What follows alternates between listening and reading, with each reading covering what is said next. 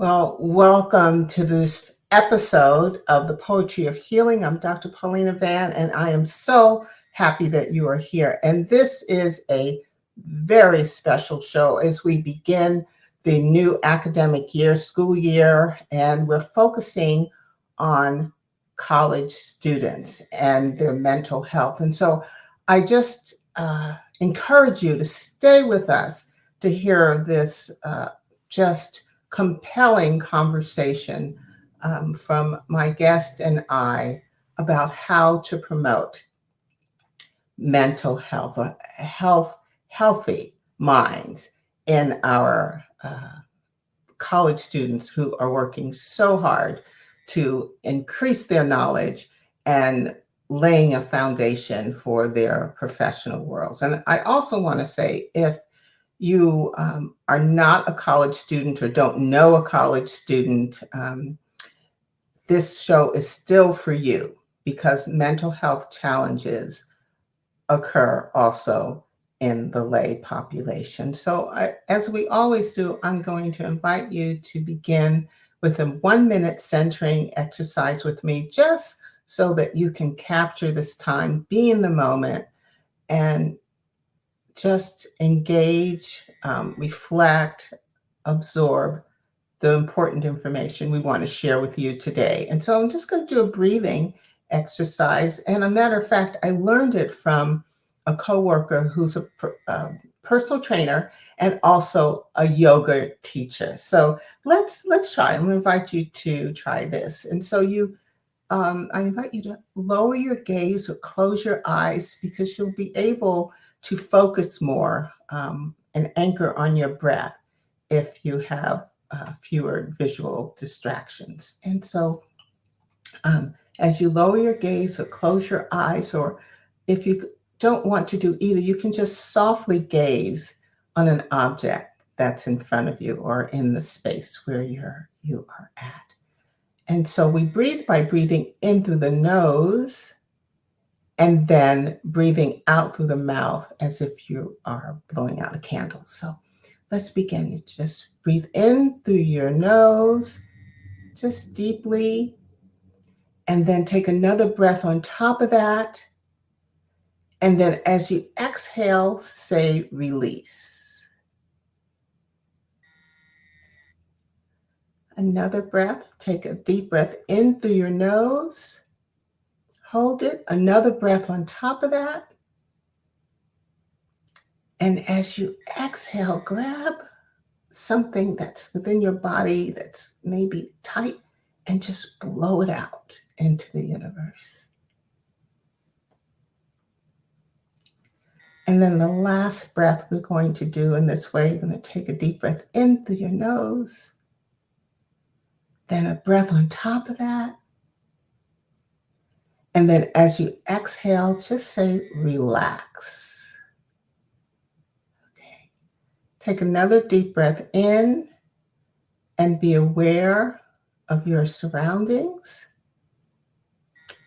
Blow that breath out. Take another deep breath in and be aware of what's going on in your body. And you breathe that out. And lastly, take a nice deep breath in. And if your eyes are closed as you are exhaling, just gently open them and enter this session. So thank you for joining in with me for that centering exercise. And I just want to say that I am Dr. Paulina Van. This is the Poetry of Healing. And today we have a special guest. I'm going to bring her in, and we're going to be talking about college students. And here she is. Hi. Dr. Camilla Peart-Terry.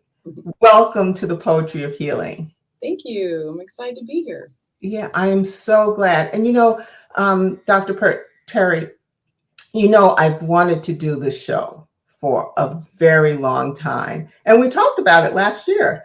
We did. But this is the right time. The school year is beginning.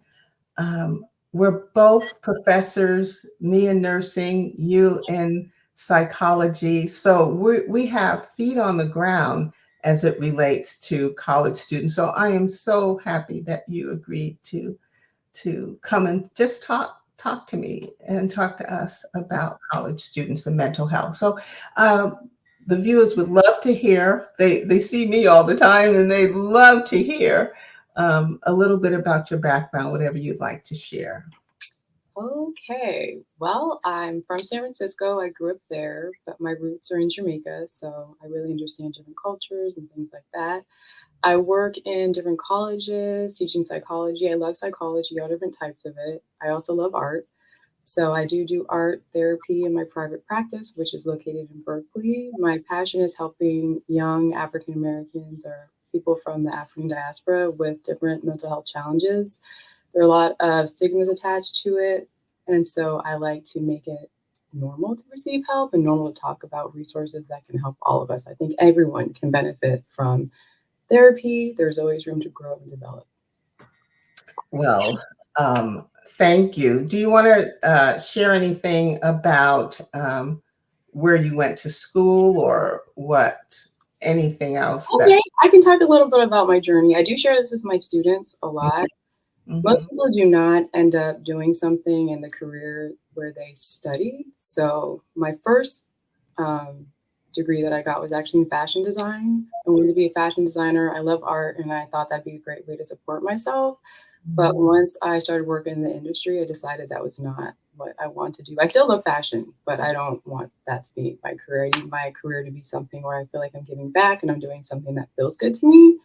Mhm. So while I was in school, I worked for the health department in San Francisco teaching HIV and AIDS education. And I realized that I liked teaching and I liked working with young people.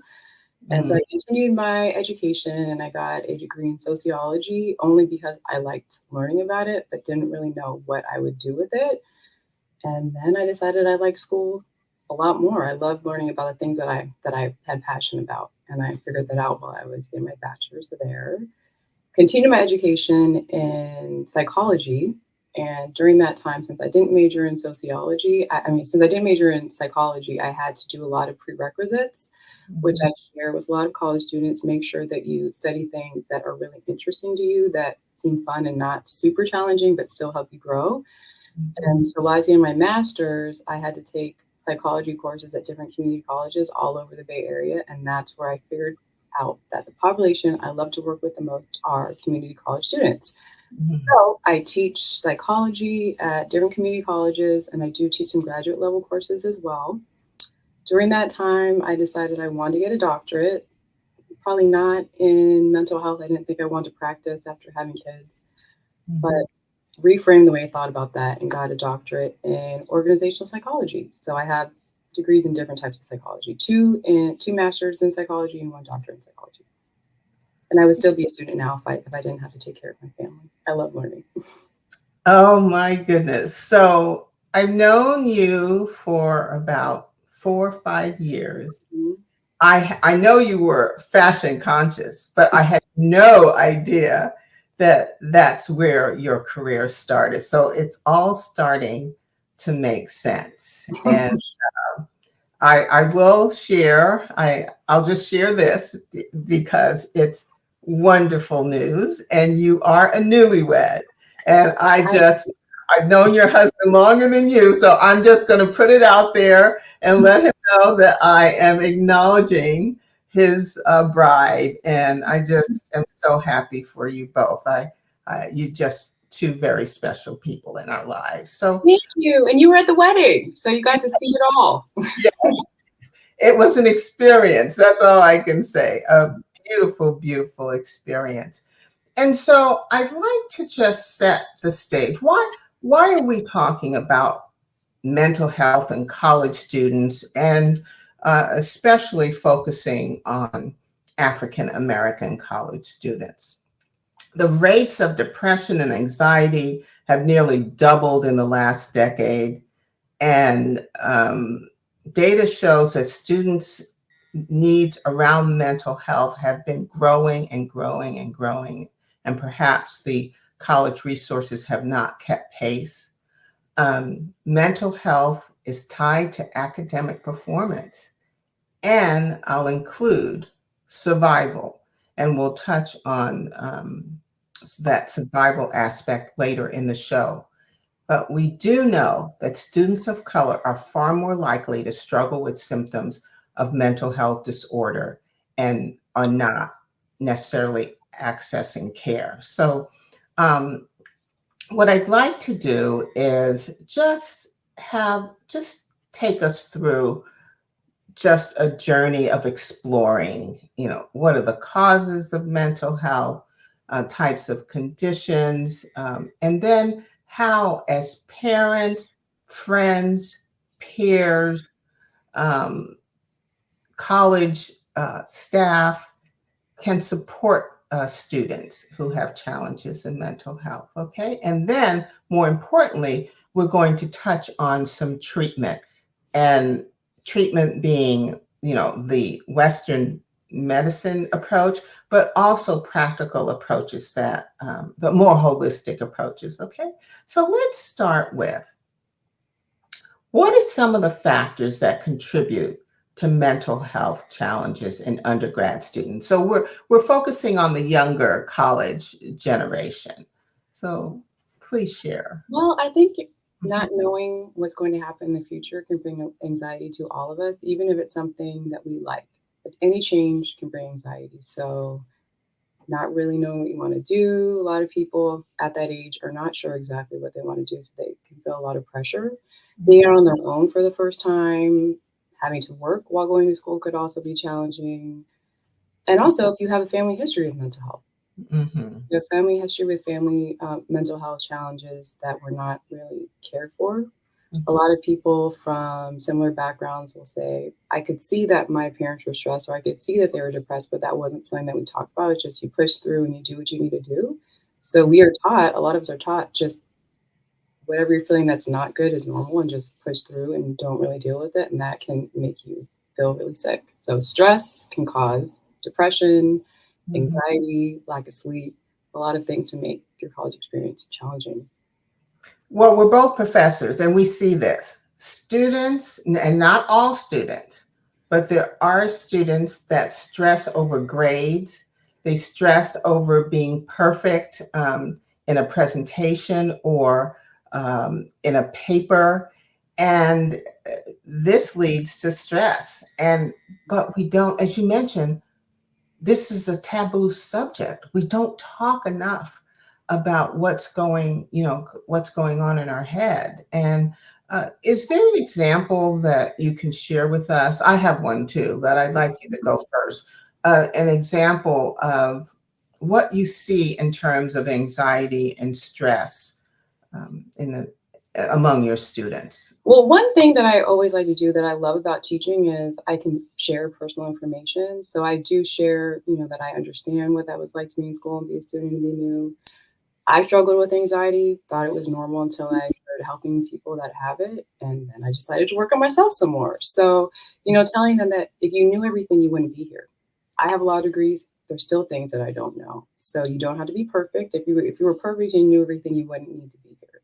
So I like to disclose that and just let them know that you're here to learn and grow and develop. And if you figure out that you don't like something and you don't want to be a scientist anymore, that's okay. You figured out something that you don't like. You're here to not just get an A or a B, but you're here to grow and develop and figure out what you actually are passionate about, what you actually want to do, which you might not know yet. Sure, sure. And what are some of the signs that you see among students in their academic performance that says, hey, there may be something, there's a challenge going on, Well, and it I may think, be a mental health challenge. Yeah. yeah. So I've been fortunate enough to have students feel like they can trust me. And so I do have them um, answer questions about themselves, but through Canvas. So you upload things so it's not in front of everyone. And I feel like they feel a little bit more comfortable sharing that. So they'll usually just tell me what they're struggling with, that they're stressed, that they are anxious, Mhm. that they are not feeling good, that their needs are not being met, things like that. Like they're hungry, they're tired. And I do like to check in with them and see if there are things that we can provide, even if it's not me directly, because I don't provide mental health services in colleges anymore, but I do put them in the direction where they can access them and build community if they don't have that already. Mhm. I'm so glad you brought up this issue of just their basic needs may not be met, such as food, such as shelter. Um, I teach nurses, and they some of them have to make a decision between, do I eat or do I put gas in my car to get to the hospital for my clinical rotation? So these are not things that are really talked about, and I'm glad that we're bringing them to us to the surface. Another thing that comes up as a professor of observing, I teach a death and dying class, and a lot of the students, especially the students of color in their 20s, have had so many um, experiences with death of loved ones. So, not in the clinical area, but death of friends or loved ones. And I know growing up, that wasn't something that I experienced. My grandmother died, but I mean, that was a major loss, but I didn't have friends and other family members dying around me. And so that's a really different. So they're struggling with dealing with grief, not having much foundation of a life experience. And so it's dealing with loss is a big thing. So you have the anxiety to perform academically, you have the basic needs not being met, and then you have this loss occurring. So I'll share with you what I see in the classroom. Either uh, I think the hallmark is late submitting assignments past the due date. That, I don't allow that. yeah, but Yeah.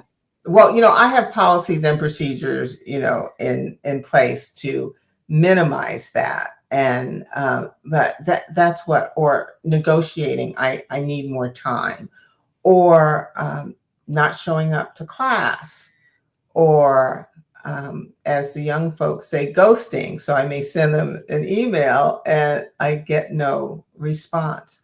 Or just when I see them, I teach virtually, and so do you, but you'll see them on the screen and their body is there, but you can see that their mind is wandering, or the face has a sad look or a distant gaze on it. So anything else that you have observed among your students that would be helpful? Those types of things, or maybe a lot of anger and aggression when they are interacting with other students. So that would be a good sign. Yeah. Or anger and aggression towards the instructor in some way. That has definitely happened to me before. So I personally had to work through not taking that personally. Yeah. Yeah. Yeah. You can't. You can't. I'll give you another example. I had, um, the cohorts have their social media page, and this one student was posting very derogatory things about me, and it made other students very uncomfortable. And so they came to me and they printed out the post. And so, a lot of things that were said were really personal, but I could not take it that way. If I was going to be a role model for the student, how to deal with this type of interaction, I could not be angry. I could not, lash out. And so when she came in the office, she brought someone with her to, observe this exchange. Mm, I just asked her, I said, what's going on with you? How are things going with you? I see these posts, and she was horrified. And I said, just tell me what's going on. Um, and, she did. And by the end of the conversation, she was asking me to be her mentor. You see, so there's something about, and if we can just say that we can't take these things personally. mm. Um, Now, I'm not They're saying asking we, for help. They're asking for help. And so you gave her love, which she probably didn't have. And so she didn't know yeah, how to really ask for it. yeah, yeah. So So we talked about some of the things we see in the classroom. I just have some prompts here for you. So, what types of mental health conditions? So we're going to start giving some things labels that our viewers may be familiar with. What are some of the conditions that you might see among the students? Majority would be stress, anxiety, depression. Okay. All And right. stress can increase the depression and the anxiety. Yes, yes. And so what are some of the symptoms of depression and anxiety and stress? So I like to, when I'm in class, talk about my own personal experiences that I have to make Hmm. sure to understand that everyone experiences these things.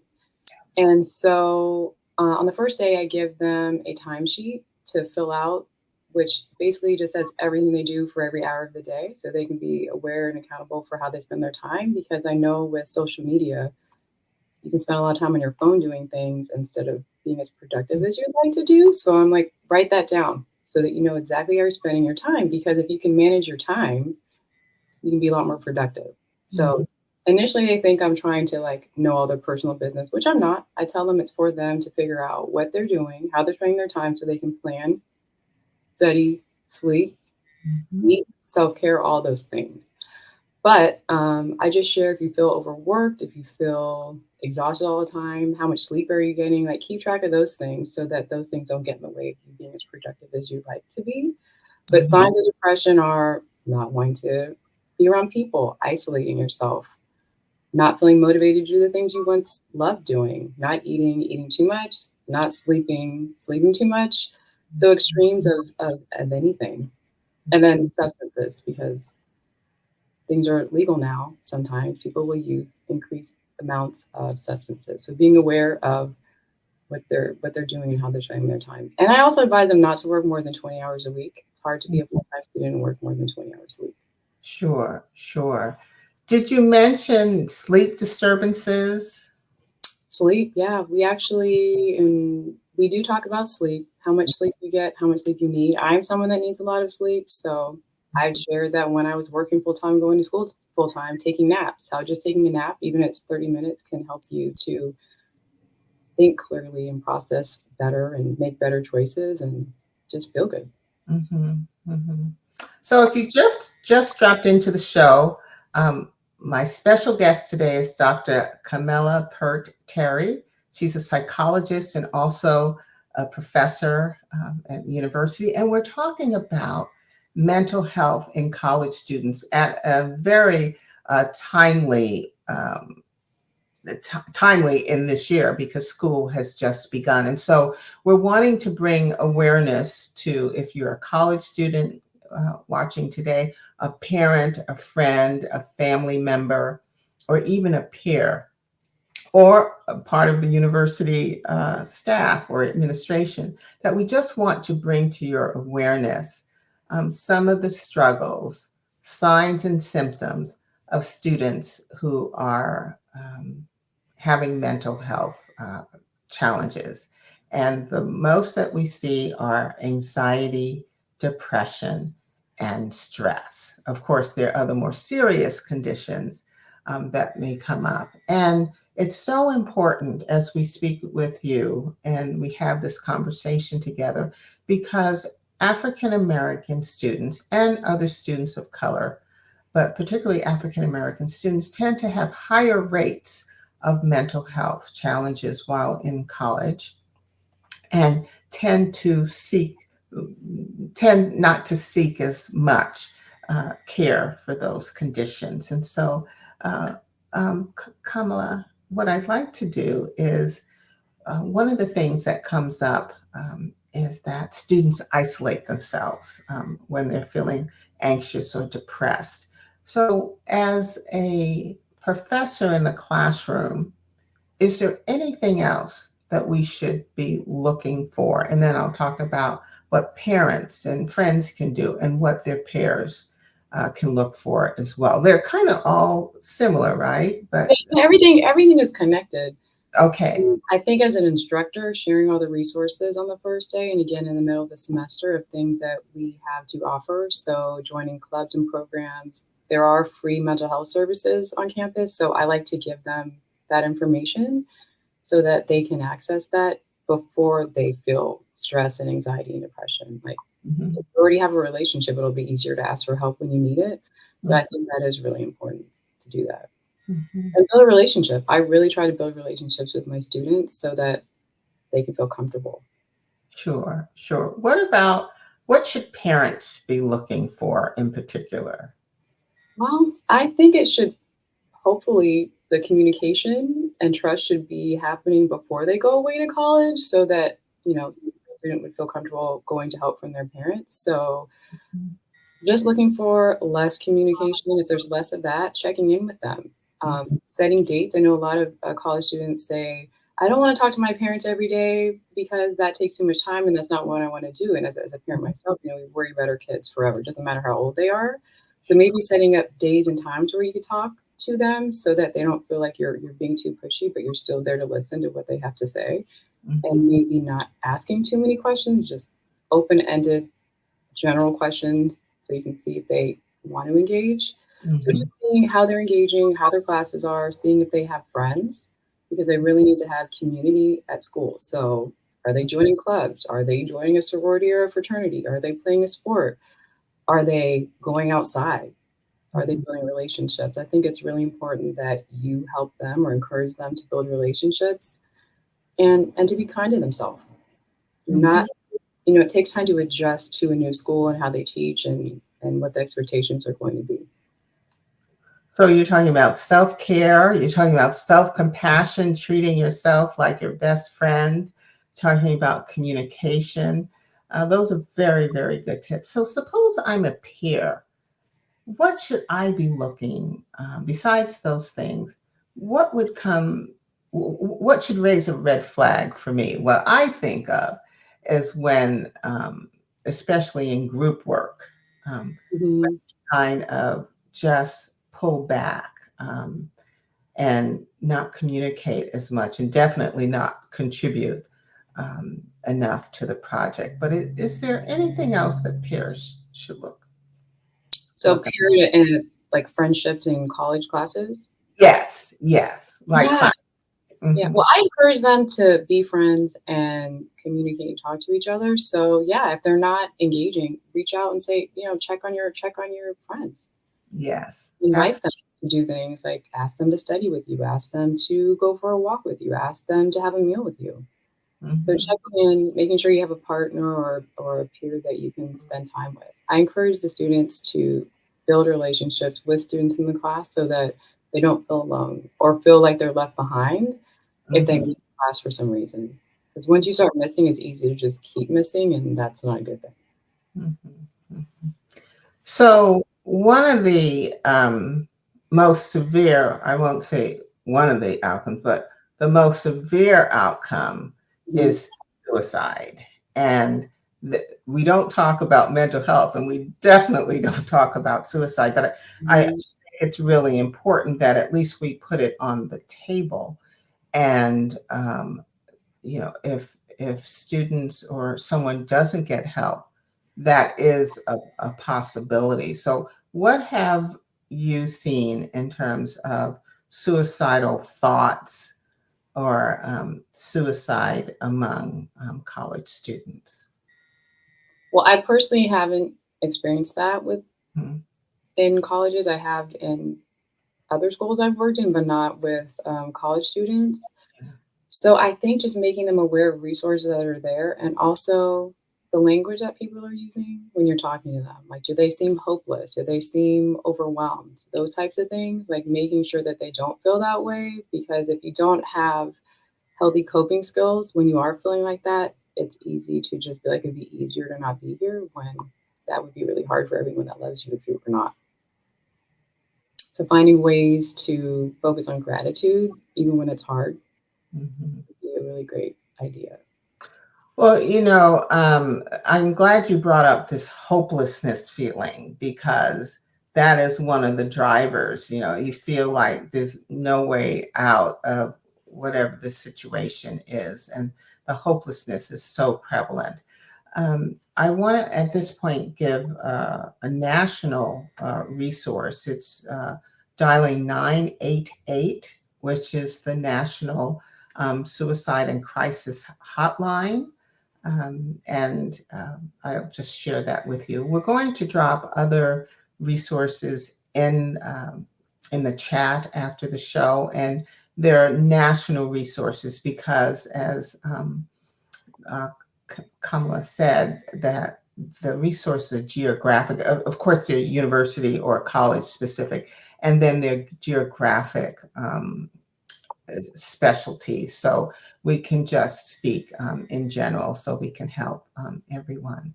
So another thing that I'd like to talk to you about is you have a practice where you support your patients and your college students. There's also this rise in technological or online resources to support mental health, preventative, and also support those with an active condition. So, anything you want to say about that?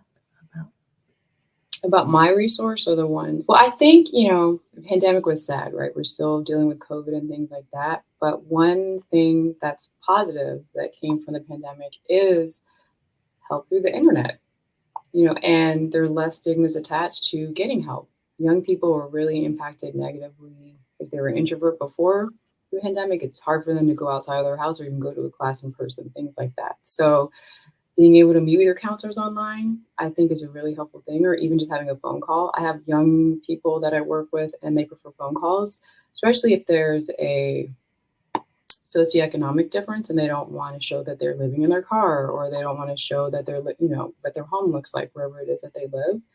Being able to do it on Zoom or do it on a phone call, I think is really helpful to them. And it's wonderful that we can do. You can reach a lot more people. Sure. Yeah. And so there are so many resources. We can't qualify them or say whether they're good or bad because there really hasn't been sufficient research to validate the utility of all these online resources, but they are, they are there. And you brought up something that I just got a vivid picture of, and that is students living in their car. Mm-hmm. I have had along the years, students who sign in who are living, in their cars, and um, that is stressful. And it's, school is stressful, and then we talk about being not secure in terms of being not having a home or other things that you need just to feel safe. I do want to emphasize that it's not only those that are socioeconomically challenged that experience mental health challenges. It's there's no how can I say boundaries. It can affect it can affect everyone. So you talked about some things you do in your classroom to kind of address and mitigate the development, or at least give the students tools to deal with their mental health conditions or strategies to kind of minimize stress developing or anxiety developing. Is there anything else you want to share about what you do, either in your practice, in the classroom, to help? Well, in my introductory psychology classes, I like to give examples of projects or things that we do in private practice so that they can see how it might go, and then have them do something like stress related or anxiety related, including art. So creating maybe an art piece or doing some grounding work, visualizing something that makes you feel relaxed and calm and peaceful, toolboxes of things that they can use in the future that can help them. I really try to just give them things that they can take with them along their academic and career once they graduate. And breaking things up into small goals. 4 years of school, That seems like a long time for someone that just started school, and usually it takes a little bit longer. So if you're thinking about it like that, that can be really overwhelming. So just this week, what do you need to do this week? Check off things that you do. Break things up into smaller goals so that you can always feel accomplished, even if it doesn't feel like a huge thing. Wow, that excellent, excellent tip. One of the things that I have done since 2014 is start my class, either in-person class or online class, with a meditation or centering, like we started today. And we didn't talk about this, but I'm also giving them tools. Mhm. Every week there's a different either meditation or some kind of self-care strategy. And even online, I post the videos online, or I make videos that are self-care or meditation so that they can listen to it. So it's in Canvas, and that's for those of you not familiar with Canvas, it's like Blackboard and other online learning tools. On the first, at the beginning of each module, I have, for each day, I have a self-care activity. And so there are many things that we can do to identify, then refer students, and then how can I say, coach them and support them in to keep their mental health optimal during this time. So we're coming to a close. Is there any other thing that you think would be helpful for either professors listening, family members, friends, their classmates listening, or just someone in that age bracket who are struggling with not being able to sleep, not being able to focus, not wanting to do the things you normally do? What would you I say? I would say just, we all go through it. Everyone's had some type of anxious feeling or some type of depression in their lifetime. Even they don't talk about it. So whatever you're feeling is normal. Mhm, And that there are ways that things that you can do so that you don't feel that way. mhm, So really sign up for clubs, programs, things in your school so that you have things to look forward to. Because it's not just about getting A's in your classes, but it's also a time for you to grow and develop and figure out who you are and who you want to be. So mhm, building community, joining clubs, saying yes when you're asked to do things because you could be able to try things that you never would have even thought about doing on your own. So saying yes to others and saying yes to yourself, which means self care. It's really important that you realize what that means for you. That's something that I really try to work on with my own kids. They're 15. mhm, Yourself sleeping, eating well, drinking water, going outside. So if you're cooped up inside on a computer all day, that is not good for you. You need to get outside, get some sun, move your body, all of those types of things. Those are excellent, excellent examples, and they don't cost money, right? Mhm. You don't have to do things that have a price attached. One of the things I did just last week is I was ending the class, and it's an online class. And what I had the students do, and I had the gallery Mhm. computer screen, and I just said, I'm making up names. Sam, you write something in the chat, private chat, Sarah, and say something that you admire about her. And I went through, I have 60 students, and I just went through, and Mhm. they did it. And I asked them, how does that feel? And they said, I didn't know that this person recognize that about me or notice that about me, or I didn't even think of myself in that way. And so I use that as an example because we were virtual. We never saw each other. We observed in class that, just send a text or pick up the phone and call someone and say something that you admire about them. And it doesn't have to be planned. They could come to your mind, and just uh, show some gratitude for that person. It just goes a very, very long way. Yeah, that's so special. That's so Yeah, yeah, it was. And then they said, Dr. Van, because I do Padlet, and that's an online, online board that you can write messages. And they said, we mm. want you to develop one for yourself so we can write to you. And that's Oh, that's so sweet. it was. So I'll share that information. It's Padlet.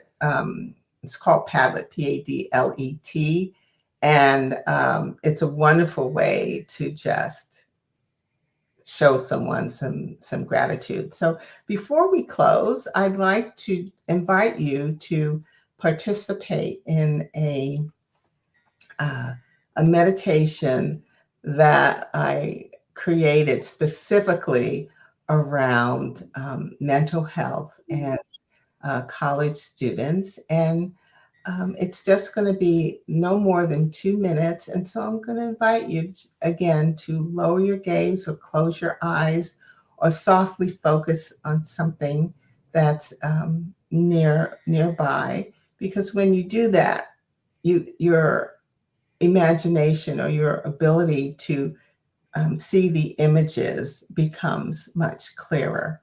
So as you lower your gaze or close your eyes, I'd like you to take a nice, deep, calming breath. And then as you inhale, imagine you are drawing in the strength and wisdom of your ancestors who have walked this path before you. Hold that breath for a moment, feeling their presence and guidance within you. And then exhale slowly, releasing any tension, any doubt, any fear,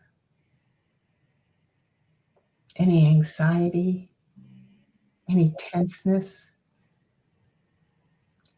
And then just let your breath take over breathing for you as I continue. So I'd like you to picture yourself standing in a sacred place, a place where your soul feels connected to the earth and to those who have come before you. The sun's warmth on your skin reminds you of the resilience that runs through your veins, a resilience that has been passed down through generations. And as you take a nice deep breath in and out again, feel the power of this connection, this lineage grounding you. Now, I'd like you to imagine roots growing from your feet deep into the rich soil beneath you, the earth, nourished by the love and strength of your community. You are anchored, you are supported, you are never alone. As you take another deep breath in and out, I invite you to just embrace peace and clarity. Invite that into your mind. And as you exhale, let go of any additional fears or anxieties, knowing that they do not define you. In this moment, repeat to yourself, and perhaps you can say it out loud if you're in a space where you feel you can do that. Otherwise, say it mentally.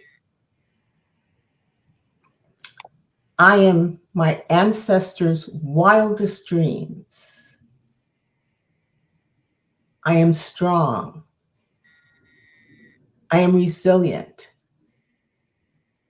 I am worthy. Feel these words resonate within you, lighting a fire of purpose and pride in your heart. Know that you carry within you the spirit of those who overcame, who thrived, who lived with hope and determination. This spirit guides you, empowers you, and is always with you. Now, when you're ready, gently bring your awareness back into the space and take a final nice deep breath in and out slowly. And as you open your eyes, carry this sense of pride, peace, and resilience with you. Remember, you are part of a powerful legacy, and you have everything you need within you to succeed. And so, as we come to a close, Dr. Kamala Peart-Terry, it has been such a phenomenal experience having you here today, and you have shared so much nurturing and practical experience of how we can help our young college students, undergrad students, and others to deal with mental health challenges and to thrive. And so, thank you. And I just admire the work that you're doing in our community. Oh, thank you. And I will connect with you soon. Thank you. I'm nice and relaxed now too. Thank you. Well, have, Very you good. have clients to see right after this. So, I do, yeah. so thank you so much. You're welcome. Thank you for having me. You're welcome. I'll see you soon. Okay. All Okay. right. Thank you for staying with us and dropping in and listening to this very important conversation to support mental health among our young college students. And I'm here every first and third Sunday at 9 a.m. Pacific time to talk about many topics, including those that embrace healing. Until I see you again, I wish you love and light. Thank you. I'm going to share just some resources that you can get in touch with me. Let's see. Here we go.